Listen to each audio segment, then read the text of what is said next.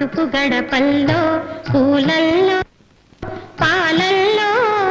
పూలల్లో పాలల్లో ధాన్య రాసుల్లో మా తల్లి మహాలక్ష్మి స్థిరముగా నుండు మా తల్లి మహాలక్ష్మి స్థిరముగా నుండు